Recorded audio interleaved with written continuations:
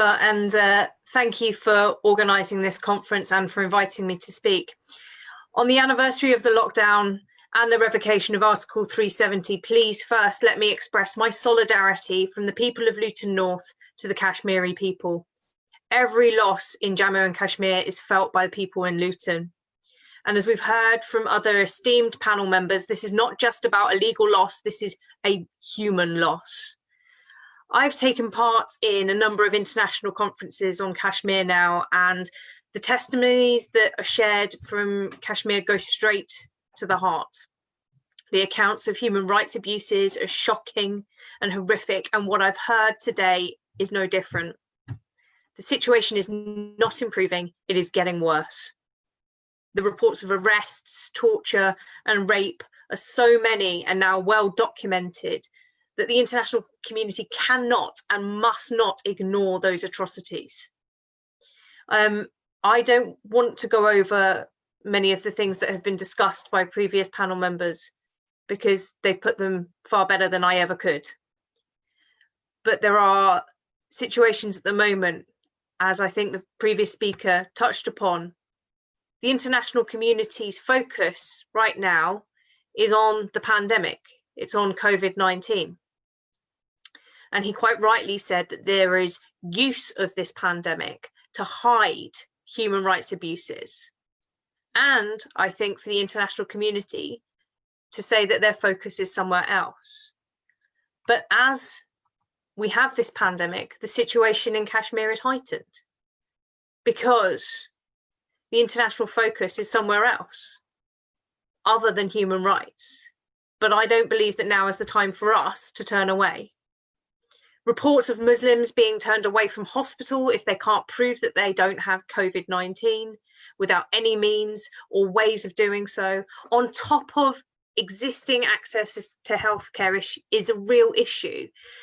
It's been commonly reported that ambulances and doctors were difficult to reach in time. Both doctors and medical staff have reported at least a 50% drop in patients due to the following reasons: issues with public transport to reach hospitals, critical medicines for advanced stages of diseases not being available at hospitals, and without means of communication, secure means of communication, appointments with doctors and healthcare providers is incredibly difficult. And as one of your women panelists mentioned before, and as I've heard from international women's conferences, this lack of access to healthcare has a really disproportionate impact on women. Couple that with the numerous reports now of rape that we are seeing across the region. This is a human rights issue, yes, but as with every conflict, there is also a gendered issue as well, and our sisters are suffering. And it's already been touched on that media, I think, has a huge part to play in this, because it is important that not just Kashmiris know about this situation. It is important for us across the world to know about this. And hatred is not just carried out by physical violence alone. It permeates every part of society, including online. And what we're seeing being spread on social media across many countries, including India, is racism, Islamophobia, and fear of difference for political gain.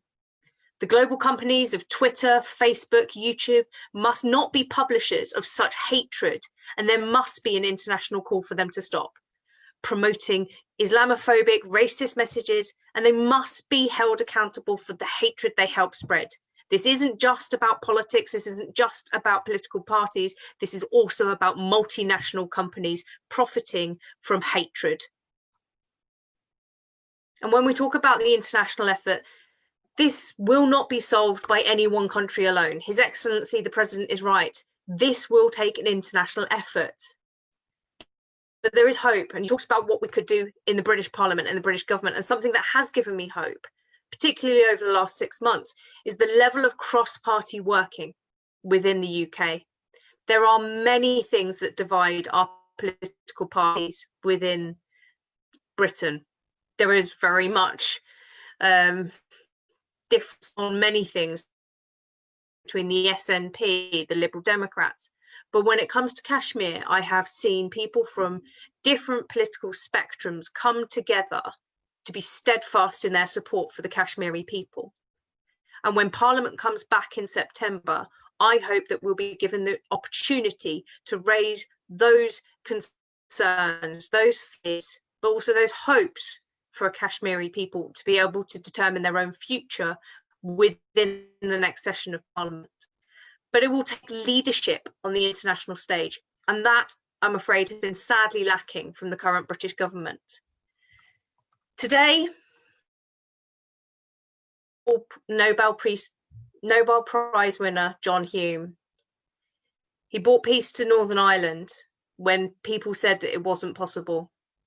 And one of the things that he said was, endlessly, our people gathered their strength to face another day, and they never stopped encouraging their leaders to find the courage to resolve this situation so that our children could look to the future with a smile of hope. And so I wanted to leave with that message and our solidarity, and thank you again for inviting me to this conference.